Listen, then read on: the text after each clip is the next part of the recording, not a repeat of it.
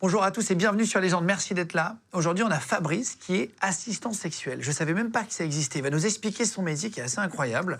Mais juste avant, sachez que vous pouvez nous écouter juste en podcast audio si vous voulez, que ce soit sur Spotify, sur Deezer, sur Apple Podcast ou Google Podcast. Vous pouvez venir vous abonner et nous écouter juste en audio quand vous faites autre chose. Si le soir dans le lit, vous voulez nous écouter avant de dormir, si vous êtes en voiture et que vous voulez le mettre aussi, n'hésitez pas à nous mettre des petites étoiles aussi pour nous noter. Ça sert vraiment à référencer au mieux le podcast. En tout cas, merci d'être là de plus en plus. Et on y va avec Fabrice qui est assistant sexuel. C'est parti pour l'émission. Donc bonjour, je suis Fabrice Flagel, aujourd'hui chez Légende, je suis accompagnant sexuel entre autres, et voilà. Bonjour Fabrice, je vais reprendre le clap, bienvenue. Si, on peut se tutoyer? Oui, bien sûr. Ça sera plus sympa. On en parlait juste avant, tu as fait les Napoléons, qui sont les plus grandes conférences au monde, c'est ultra, je crois que c'est 500 € l'entrée. Plus cher que ça. Mais... Tu as du Barack Obama qui vient parler, tu as des grandes stars. Tu l'as fait, il y avait Édouard Philippe, Maïté Nabir Aben qu'on embrasse, etc. Ouais. Donc tu es invité sur ces conférences-là pour parler. On trouvait le sujet très intéressant. On dit accompagnant ou assistant sexuel parce que... En France, effectivement, Marcel Nuss, donc le fondateur de la PAS, préfère le terme d'accompagnant. Et moi aussi, je préfère. Je trouve que assistant, il y a une petite connotation. On assiste quelqu'un, quelque part, on se place au-dessus de la personne si on l'assiste. Accompagnant, on est vraiment au même niveau. On va accompagner quelqu'un pour aller mieux. Vous voyez ? Et donc, tu fais ça, par exemple, pour les personnes handicapées qui ne peuvent pas avoir de relations sexuelles ou c'est compliqué, etc. Donc, c'est dans un... Tu vas nous expliquer. J'ai trop de questions parce que c'est un métier que j'ai découvert. Alors, c'est pas un métier, attention. Moi, je suis thérapeute sexuel, donc c'est mon métier. Mais l'accompagnement sexuel au sein de la PAS et mes collègues féminines ou masculines... Qu'est-ce que c'est que la PAS, déjà ? Alors, la PAS, Association pour la promotion de l'accompagnement sensuel et sexuel des personnes en situation de handicap. A2PAS. Il y a un site internet, tout est expliqué dessus, on a tout le parcours. Donc fondé par Marcel Nuss en 2013, et la toute première formation d'accompagnant faite en 2015, à laquelle j'ai participé. Je suis l'un des plus anciens dans la PAS. Et tu es sexothérapeute, ton métier ? Et aujourd'hui, voilà, je ne suis pas sexothérapeute, je suis thérapeute sexuel. Ça change quoi ? Ça change la donne, parce que si je me qualifiais comme sexothérapeute, je me ferais taper dessus par tous les sexothérapeutes officiels, parce que je ne rentre pas dans les normes et dans la pratique des sexothérapeutes. Mon ex-compagne, la mère de ma fille, est sexothérapeute. Et elle ne passe pas à l'acte avec ses patients. Alors que toi, moi, oui. Parce que c'est pour ça qu'on vient me voir. Pas forcément. Dire passage à l'acte, ça ne veut pas dire pénétration sexuelle, acte sexuel complet. Mais ça veut dire quand même toucher le sexe, avoir des relations intimes avec la personne, chercher à voir comment sa sexualité fonctionne. Donc là, c'est vraiment du concret. On n'est pas dans la parlotte, on n'est pas dans le discours. Et ta première fois, à quel âge ? Alors, sexuel ? Oui. C'était très tard, j'avais 17 ans, en fait. Bon, c'est pas si tard que ça, 17 ans. Enfin, si, quand même. Par rapport à un cousin à moi qui avait le même âge, qui, lui, à 14 ans, a commencé déjà... Ah oui, non, mais après, ça dépend... déjà, et c'était un peu mon idole quand j'étais jeune. Donc, c'était... Voilà. Et après, tu te mets en couple à 18 ans, et tu dis que tu ne peux pas être fidèle dans tes interviews, etc. Pourquoi Oui, en fait, j'ai été fidèle 1 an. De mes 18 à mes 19 ans, j'étais vraiment... Ah, énorme. Oui, je sais. Mais je ne l'ai pas fait exprès, en fait. C'est vrai, sincèrement, j'aimais cette fille, mais j'étais amoureux d'elle depuis 3 ans. Elle sortait avec le frère de mon meilleur copain, donc je n'y aurais pas touché. J'étais vraiment, à ce niveau-là, aucun doute là-dessus. Mais c'est lui qui l'a quittée. Et du lendemain qu'il l'a quittée, elle m'est tombée dans les bras en me disant qu'elle était aussi amoureuse de moi depuis un certain temps. Et ça a été une révélation pour moi. Parce que du coup, j'étais... et j'ai même, en plus, j'étais dans une période un petit peu limite, où je buvais pas mal, je fumais, j'avais des envies de faire des trucs pas très nets. Mes lectures, c'était Mesrine, à l'époque, pour vous dire. Et j'idolâtrais un peu ce mec, voilà. J'avais 18 ans, ok. Ça a bien changé depuis. Mais n'empêche qu'à l'époque, j'étais sur une pente qui n'était pas très nette. Ouais, qui n'était pas la bonne. Et cette fille m'a sauvé la vie. Parce que j'ai arrêté de fumer, j'ai arrêté de boire, j'ai arrêté mes projets malsains. Et pendant 1 an, vraiment, on m'aurait mis une fille nue dans mon lit, je n'y aurais pas touché. C'est clair, c'était évident. J'étais totalement red-dingue de cette fille.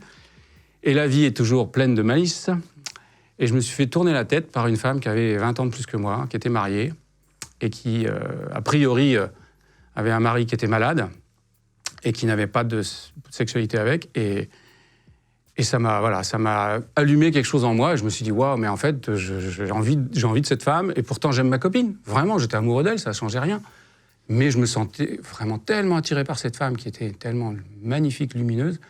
Donc là, ça a été un déclencheur. Et après, je suis arrivé à Paris, parce que je vivais en Normandie, à Caen. Et donc, j'ai mon premier job vraiment intéressant. Je bossais chez Amstrad France, donc les premiers ordinateurs familiaux de l'époque. Et là, je me suis retrouvé dans un poste à responsabilité, avec une secrétaire. Et là, voilà, ça a commencé à me tourner la tête. Je suis sorti avec ma secrétaire, je suis sorti avec des clientes. Et bon, donc au bout d'1 an et demi, j'ai dit à ma copine, on arrête notre relation, j'en avais marre de la tromper, de lui mentir. Moi, je pouvais pas vivre polyamoureux, tu dis? Bah oui, parce que j'aimais ma amoureux. compagne et je tombais amoureux d'autres filles et je trouvais ça normal parce que, en fait, pourquoi on pourrait pas aimer plusieurs personnes en même temps? Après, c'est difficile à gérer, je suis d'accord. Mais c'est pour ça que j'ai quitté ma copine. Je lui ai dit, on arrête tout. J'ai plus envie de te tromper. Je lui ai dit, clairement, je lui ai dit, voilà, je te trompe et je veux pas de ça, je veux vivre honnêtement. Et je pensais vraiment rester seul. Parce que je me dis, bon, voilà. Hein. Donc quand je rencontrais une fille, je lui ai expliqué comment j'étais.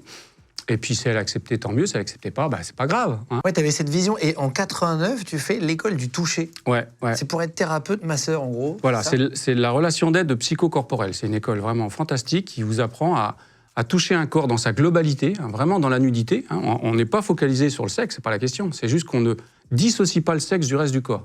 Le sexe fait partie du corps, comme un bras, comme la tête, comme tout. Et on masse l'ensemble du corps, en passant éventuellement sur le sexe, mais sans forcément s'y arrêter. Mais on va aider les gens à se reconnecter vraiment à l'intégrité de leur corps.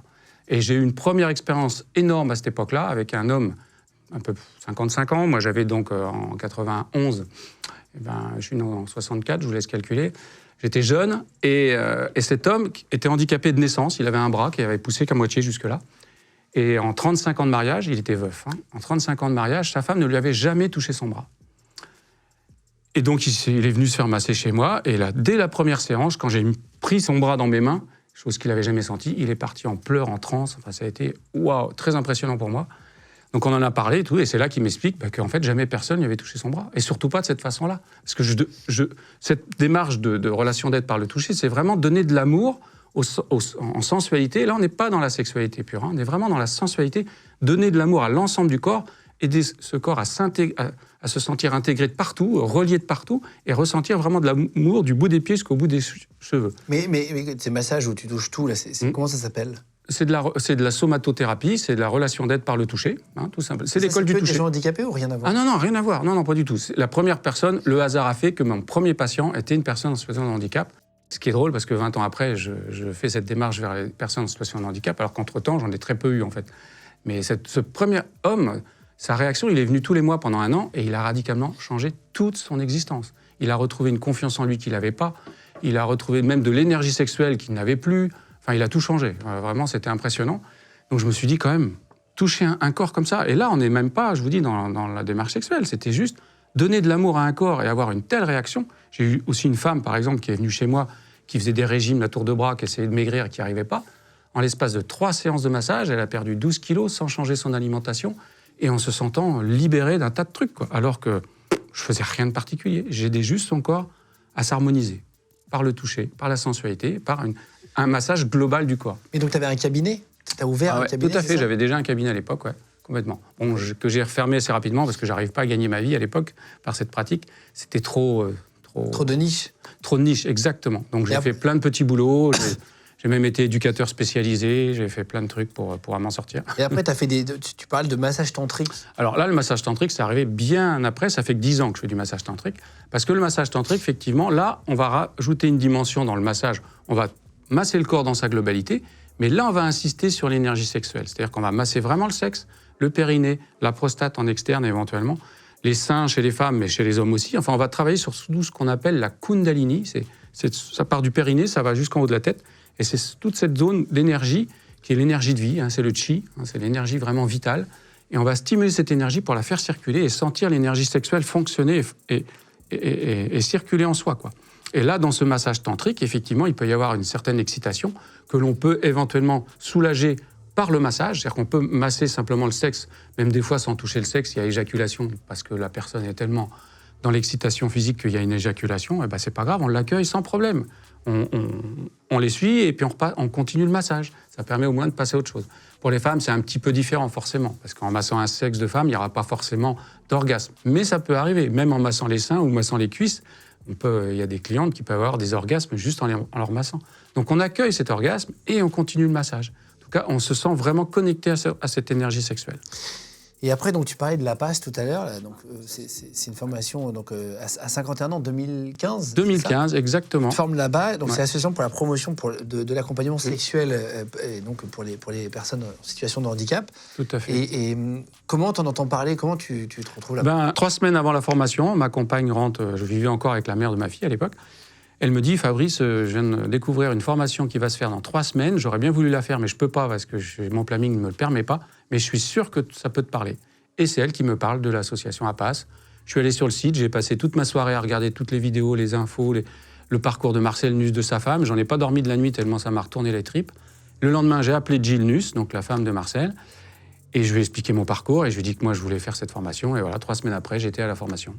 Et j'étais l'un des tout premiers à faire cette formation. Et donc là, qu'est-ce qu'ils t'apprennent? Qu'est-ce que tu fais de particulier par rapport à avant? Alors ça a un peu évolué d'ailleurs aujourd'hui, parce que maintenant, je fais les formations de la PAS. Je suis formateur dans les formations de la PAS aujourd'hui, parce que je suis vraiment impliqué dans cette association. Je fais les mises en relation, je suis le porte-parole médiatique. Enfin bref, je fais pas mal de choses, parce que pour moi, c'est vraiment du militantisme pour qu'on puisse vraiment aider tous ces gens qui souffrent, qu'on n'imagine même pas. Franchement, il y a une souffrance incroyable.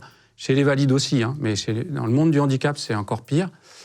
Et donc, dans cette formation, déjà, les gens qui pratiquent vont déjà donner des informations et des conseils à celles qui veulent pratiquer, à celles et ceux. Il y a beaucoup plus de femmes qu'on forme, parce qu'il faut savoir que sur à peu près 300 demandes qu'on a par an, il y a 10 femmes dans les 300. C'est 290 hommes qui vont faire cette demande. C'est un peu comme notre société classique. Qui va voir les travailleuses du sexe aujourd'hui? C'est plutôt les hommes. Les femmes, c'est pas qu'elles n'en ont pas envie, je pense, mais c'est juste qu'elles l'assument pas facilement. C'est encore une démarche un peu taboue, même plus qu'un peu tabou. Donc on forme beaucoup de femmes, parce qu'en plus, c'est une démarche particulière. Même si on se sent le cœur et l'envie, on ne s'attend pas à être confronté aux difficultés que l'on va rencontrer, parce que c'est vraiment des personnes dans une situation très difficile et émotionnellement, c'est très lourd à gérer. Donc beaucoup de femmes font cette démarche et ne le font pas forcément très longtemps. Mais comment ça se passe? Tu arrives c'est la famille de quelqu'un d'handicapé qui t'appelle? C'est très rare. C'est très rare, mais ça arrive de plus en plus, parce qu'il y a de plus en plus de jeunes. On a eu une là, hier, un petit jeune de 22 ans. C'est ses parents qui nous écrivent en nous disant qu'ils sont vraiment inquiets pour leur fils, parce qu'il commence à avoir des pulsions.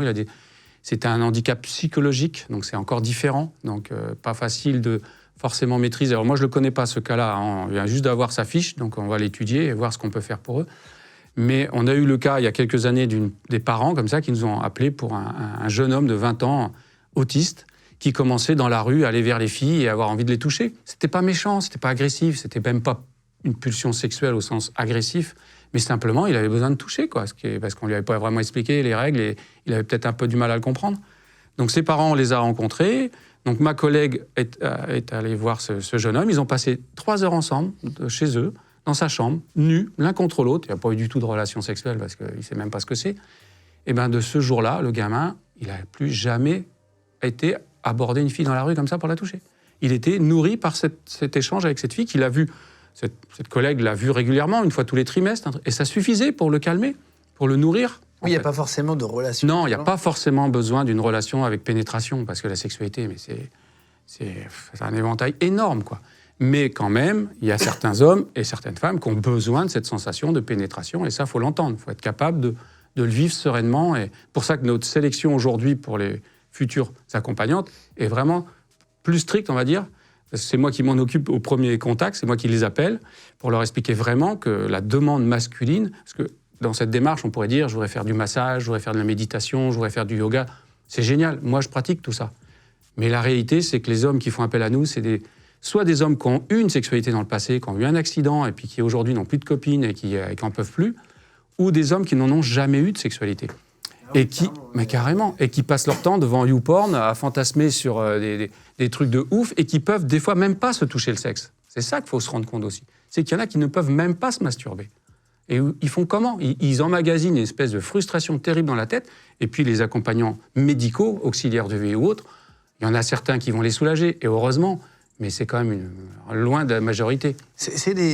Alors j'avais vu un reportage, je crois qu'il y a une maman, ça fait longtemps, qui avait appelé pour son fils qui était en fauteuil suite à un accident, etc., de moto, et c'était une dame qui était escort girl ou prostituée qui venait finalement faire ce métier-là. Les premiers, c'est les escortes qui ont fait ce boulot, et même encore aujourd'hui. Et heureusement qu'elles sont là, les escortes, parce qu'on ne pourrait pas répondre à toute la demande. Il y a plein de personnes en situation de handicap qui font appel aux escortes classiques, et ça se passe très bien. Seulement, il y a une minorité, qui est quand même 200 à 300 personnes par an, c'est pas une petite minorité, hein, d'hommes qui ont essayé éventuellement les escortes et qui n'ont pas forcément eu une bonne expérience parce qu'elles ne sont pas forcément formées pour ça et puis elles n'ont pas forcément envie aussi de prendre le temps. Parce qu'entre passer un coup de fil, prendre rendez-vous, se voir, tirer son coup et repartir, nous, c'est pas comme ça l'accompagnement que ça se passe. C'est qu'on passe du temps au téléphone, on discute, on se rencontre, on prépare la rencontre. Et puis la rencontre, elle dure pas 1 heure, c'est plutôt 1h30, voire 2 heures. Et après, éventuellement, il peut y avoir des échanges aussi. Donc ça n'a strictement rien à voir. C'est pour ça que c'est vraiment de l'accompagnement à la sexualité et non pas juste on appelle pour tirer son coup. Ça n'a rien à voir. Quand tu arrives chez les gens, tu sais déjà qui c'est, comment ils Voilà, s'appellent. on se connaît, on a déjà beaucoup discuté et on sait exactement, plus ou moins ce qui va se passer. En tout cas, on connaît les attentes et on en a vraiment bien parlé parce que chaque personne a des attentes différentes. Et puis même moi, vis-à-vis, donc j'accompagne au niveau des personnes en situation de handicap que les femmes. J'ai mes limites aussi. Je m'occupe des hommes chez les valides. Mais c'est vrai que dans le monde du handicap, quelques hommes en situation de handicap que j'ai pu accompagner, mais la demande au niveau de la PASS, c'est vraiment pour les femmes.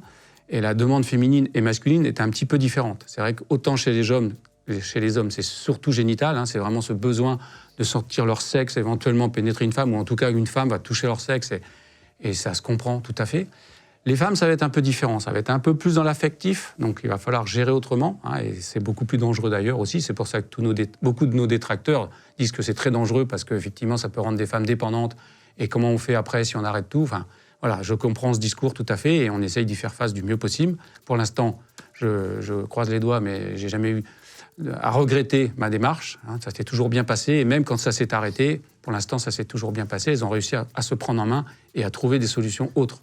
Tu vas dans les familles, parfois, je te donnais cet exemple, ça t'arrive que des familles t'appellent et tu rencontres la personne. Il y a une phase de séduction avant, vous discutez ou c'est...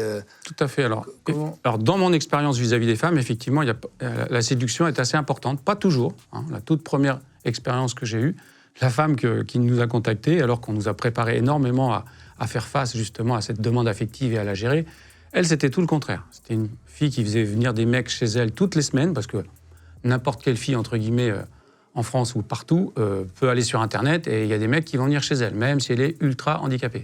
Seulement, sa demande était vraiment d'un acte de pénétration.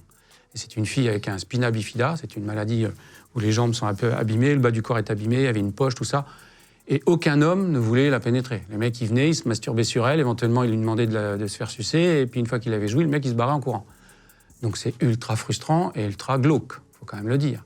Et elle en avait marre d'être confrontée à ça toutes les semaines. Donc elle voulait quelqu'un qui allait vraiment prendre son temps et qui allait vraiment essayer au moins d'avoir un vrai acte de pénétration. Parce que ce n'était pas toujours possible, hein, même quand on en a envie, suivant la position du corps, le handicap du corps. Sa demande à elle était vraiment, vraiment génitale aussi, et pas du tout dans l'affect. D'ailleurs, elle ne voulait même pas que je l'embrasse. C'est la seule qui m'a dit ça depuis que je pratique.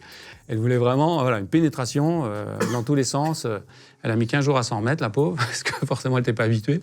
Mais c'était drôle, quoi. C'était assez rigolo d'arriver chez une fille qui était face à son écran d'ordinateur avec YouPorn. Elle me dit, ouais, je veux faire ci, je veux faire ça. Bon, on va se calmer. Hein, et puis c'est elle qui te disait... Ah, mais complètement. Elle était devant, il y avait son écran d'ordinateur avec YouPorn, et elle voulait faire ce qu'elle voyait sur YouPorn, quoi. C'était drôle. Bon, je l'ai un peu raisonné parce que c'était pas vraiment possible. Et toi, tu disais, t'es marié, t'es père de famille. Alors, je suis plus marié, je suis plus avec la compagne avec qui j'étais au départ, mais ça ne change rien parce que quand j'ai fait ce premier accompagnement, j'étais encore avec la compagne, la mère de ma fille. Et si on s'est quitté aujourd'hui, ça n'a rien à voir avec la sexualité parce qu'on a toujours été un couple libertin, polyamoureux, ouvert. Donc, ça n'a rien à voir. Si on s'est quitté, c'est pour d'autres raisons différentes. Personnelles. Ouais, complètement. D'accord. Mais donc, elle le savait. Ah, mais complètement. Mais effectivement, et ça fait partie effectivement de la sélection des nouvelles personnes qui vont nous rejoindre, surtout pour les femmes.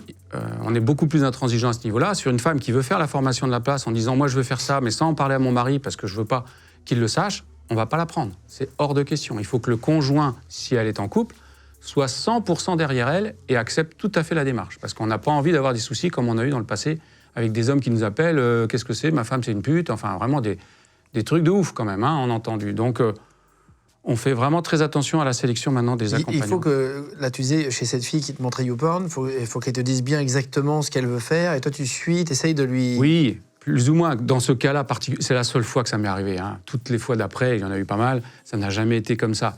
Mais cette fois-là, effectivement, et ça peut arriver pour mes collègues féminines, parce qu'effectivement, les hommes qui font appel à nous, c'est Ce ne sont pas les hommes que vous voyez dans la rue avec leur fauteuil, qui sont en fauteuil manuel et qui ont le sourire, qui ont une vie sociale. Ce n'est pas du tout ces gens-là. Ce sont des gens qu'on ne voit pas, qui n'ont pas de vie sociale. Ils sont enfermés chez eux, ils ne sortent jamais. Et je vous dis, en plus, ils peuvent souvent même pas pouvoir se toucher le sexe. Et donc, ils sont en train de fantasmer devant YouPorn à longueur de journée ou presque.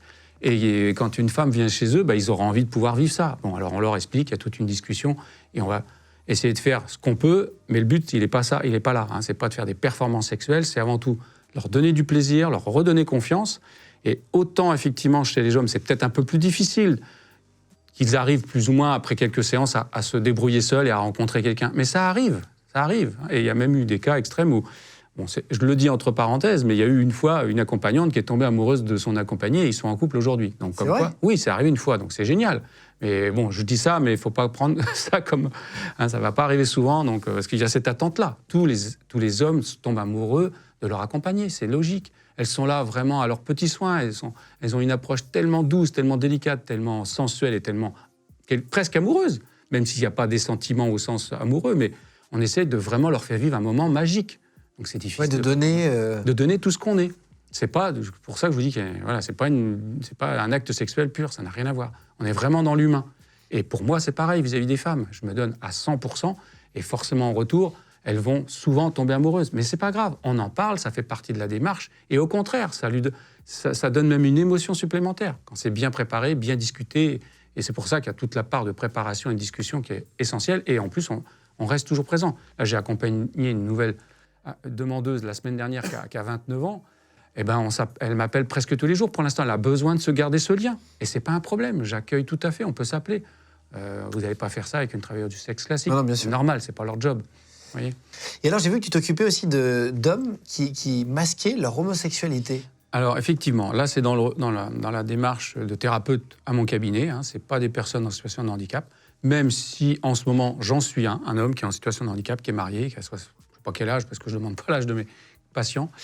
Mais effectivement, ce sont des hommes qui sont mariés et qui, soit ont eu des expériences dans le passé et puis qui ont mis une chape dessus, et puis arrivé à 50, 60 ans, ça ressort et ça leur monte là à la tête et ils se disent c'est pas possible, il faut que je vive quelque chose, mais en même temps, ils se sentent pas capables et puis ils n'ont pas forcément envie d'aller dans les endroits de rencontres gays pour vivre des fois des choses qui sont un peu trop hard sexuellement. C'est pas ça leur demande, c'est simplement être dans une intimité avec un homme. Je commence toujours par du massage tantrique quand même, et effectivement, je vais lui permettre de vivre cette approche avec un homme sans pour autant avoir de la sexualité, mais c'est possible, ça va dépendre du feeling, de ses attentes, de mon lâcher prise aussi à moi, parce que je ne me force pas, jamais, que ce soit avec un homme ou une femme, je fais que ce qui est possible et ce que je sens possible, mais je vais leur permettre justement à ces hommes qui sont mariés et qui ne peuvent pas en parler à leur femme parce qu'elles ne peuvent pas comprendre pour la plupart du temps. Il y en a certaines qui sont au courant, j'en ai quelques-uns, pas beaucoup certes, mais j'en ai quelques-uns qui en ont parlé à leur femme et qui acceptent, qui viennent me voir et passer cette séance d'une heure, 1h15, 1h30 de sensualité, voire d'érotisation et voire de sexualité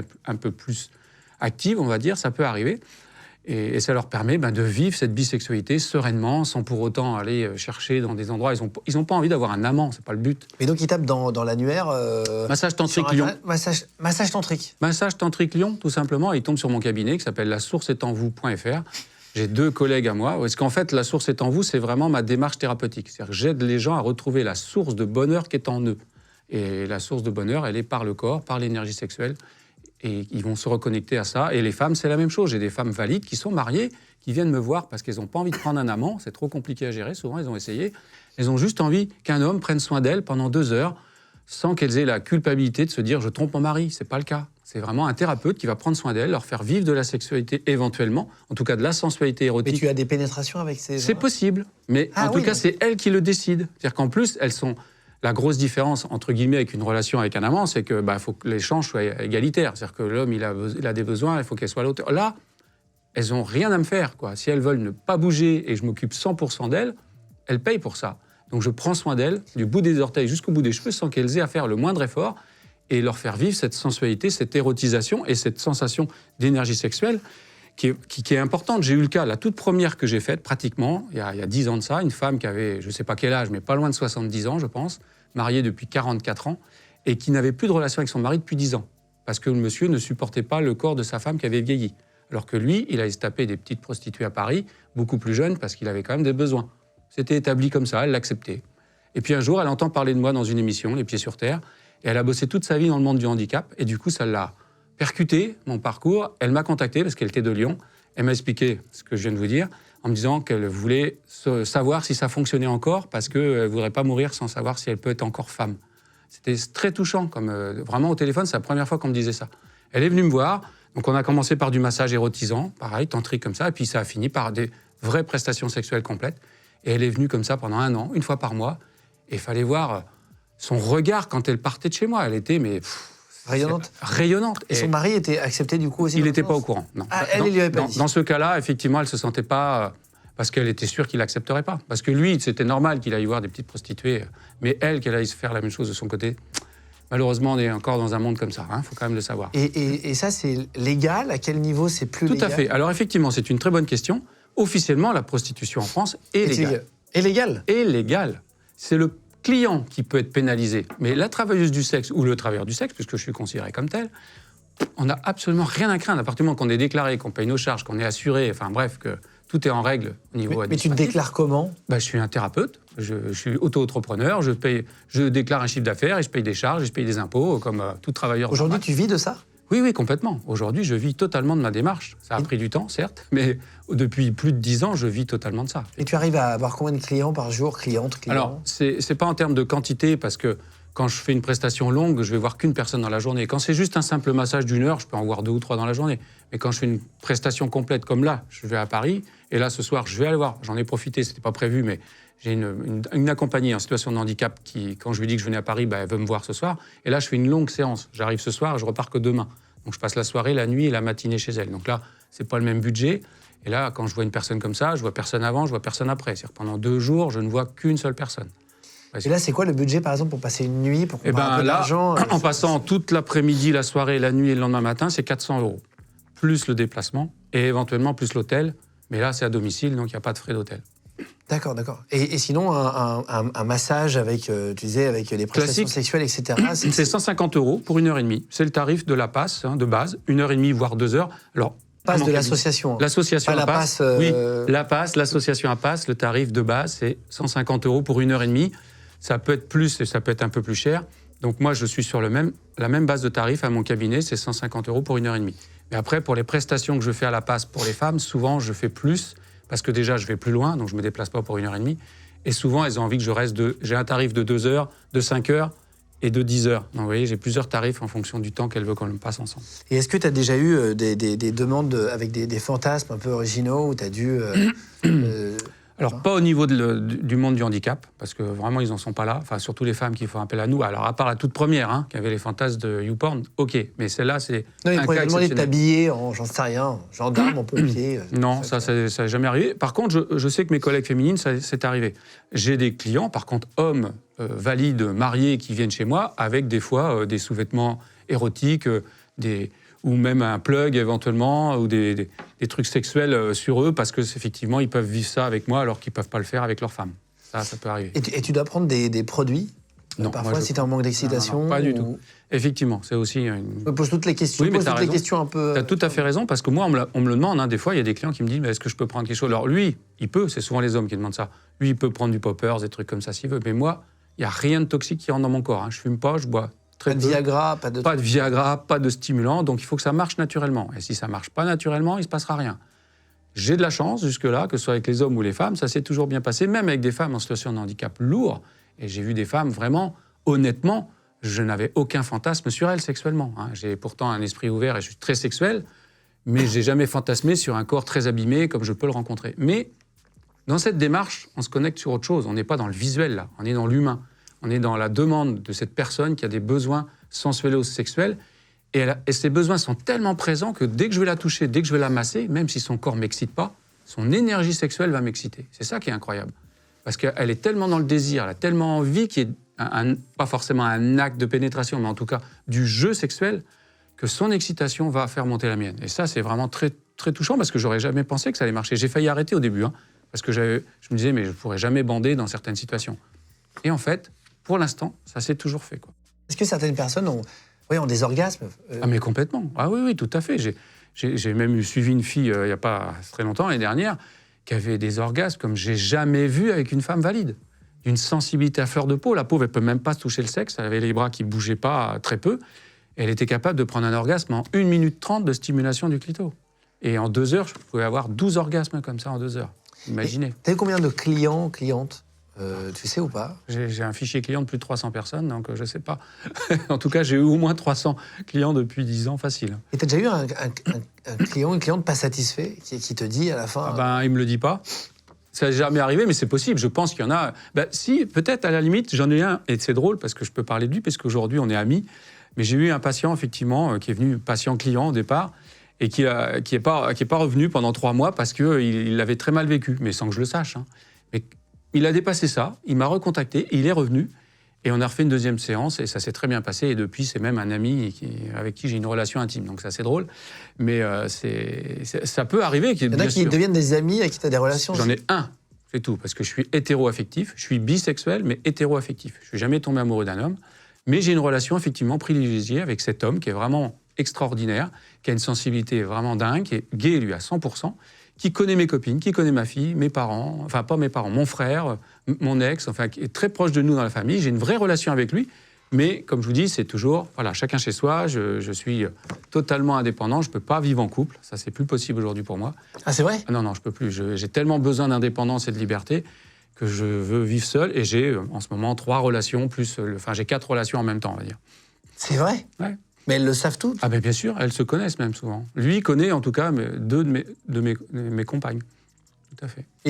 Ah ouais, donc... ok. Ah oui, parce qu'il faut que ce soit dans la transparence, l'honnêteté. Oui, en fait, c'est clair. En fait. C'est ça l'amour, le polyamour et l'amour universel, pour moi, c'est ça, c'est transparent. C'est vrai que je vis un rêve, parce qu'il y a 30 ans, quand j'ai quitté ma toute première copine, je me suis dit que j'allais rester tout seul. Et ben, je ne savais pas que 2 ans après, j'allais rencontrer une fille qui allait être pire que moi et qui m'a fait vivre les 400 coups.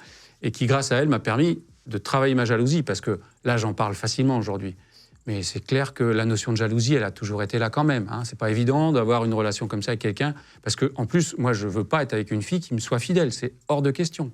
Quand je sors avec quelqu'un, je veux que ce soit quelqu'un d'indépendant comme moi et qui ait d'autres compagnons, parce que sinon, c'est pas possible. Si elle attend que moi, c'est pas possible. Et ils se connaissent, donc tu leur dis, tiens, ce soir, je suis avec machin. C'est possible, ouais. Je peux effectivement, oui, parce que quand il y en a une qui me dit, est-ce qu'on peut se voir ce soir, je dis non, ce soir, je vais voir Christine, ou je vais voir Maude, ou je vais voir Thomas, ou je vais voir Isabelle. Putain, c'est fou. Ouais. Et tu leur proposes jamais de faire des trucs à plusieurs? J'ai fait ça dans le passé, mais plus aujourd'hui. Ah oui? Avec la mère de ma fille, on a fait des plans comme ça, mais ça n'a pas été toujours facile à gérer, donc j'ai envie de faire des choses plus simples aujourd'hui, mais dans l'absolu, ça pourrait. Hein. Et ils sont tous d'accord avec ça, et sinon, c'est pas possible. Le but, c'est, il faut que tout le monde soit heureux, épanoui, et il trouve son compte. Ça, c'est clair, sinon, c'est pas possible. Et j'ai eu des copines avec qui ça n'a pas duré très longtemps, parce qu'au départ, elles pensaient que c'était possible, et puis au bout de quelques mois, j'ai eu le cas, par exemple, d'une expérience qui m'a bien marqué, c'est pour ça qu'aujourd'hui, je préfère vivre seul. Une copine qui me dit, tiens, tel jour, est-ce que tu es dispo? Je ne pensais pas l'être, et en fait, je dis OK, mais ce que je n'avais pas calculé, c'est que dans la journée, j'ai eu 3 clients dans ma journée. Exceptionnellement, c'est rare quand j'ai 3 hommes dans ma journée, et avec des séances quand même un peu physiques, quoi, et un peu sexuellement. Et bien, le soir, quand je me suis retrouvé avec elle dans le lit, j'avais plus aucun désir. J'avais juste envie de me reposer, d'avoir éventuellement de la sensualité, de l'échange de caresses et de douceur, mais je n'avais pas du tout envie de sexualité. Et là, elle s'est rendue compte que c'était vraiment que mon métier et mon boulot. Et ça l'a beaucoup marqué. Et notre relation n'a fait que décliner. Et on a fini par se quitter. Et je ne pouvais pas lui en vouloir. C'est normal. C'est pour ça qu'aujourd'hui, je veux voir mes copines ou mon copain quand je suis totalement disponible et disposé et que mon énergie est prête à vivre autre chose que ce que j'ai vécu dans ma vie professionnelle. Qu'est-ce qu'on peut te souhaiter pour le futur ? De continuer et surtout à faire connaître cette démarche et surtout à faire changer la loi par rapport à notre prestation. Parce que là, je vais revenir à la PAS, qui est pour moi important. Nous, on milite au niveau de la PAS, au niveau des politiques. L'année dernière, j'ai rencontré Sophie Cluzel, qui était vraiment une femme extraordinaire, ouverte sur cette démarche et qui avait vraiment envie d'officialiser cette démarche. Malheureusement, elle n'est plus au gouvernement et le remplaçant, apparemment, il a des années-lumière de nous. Et donc voilà, ce qu'on peut souhaiter, c'est que cette démarche soit reconnue, qu'on comprenne vraiment la souffrance qu'il y a dans ce monde au niveau de la sexualité. On est soi-disant un pays ouvert en France, avec plein de clubs de libertins et tout ce qu'on veut, mais là, il y a une tristesse et une souffrance affectivo-sexuelle dans notre société qui est incroyable, quoi. Et on ne veut pas vraiment le voir. Merci. Bah, de rien, Guillaume. Fabrice qui est donc assistant accompagnant sexuel, vous dites comme vous voulez, mais en Thérapeute tout cas, sexuel et thérapeute accompagnant sexuel. J'avais jamais entendu parler vraiment de ton métier. C'est pour ça que je suis là. Exactement. Je vous mets, dites-nous ce que vous en avez pensé d'ailleurs sous les commentaires. Je vous mets tous les liens de ce dont tu parlais en dessous de la vidéo si vous avez besoin ou si vous êtes intéressé. Et merci de vous abonner de plus en plus nombreux à Légende. Merci beaucoup. Merci Merci d'être venu jusqu'à nous. Merci à toi.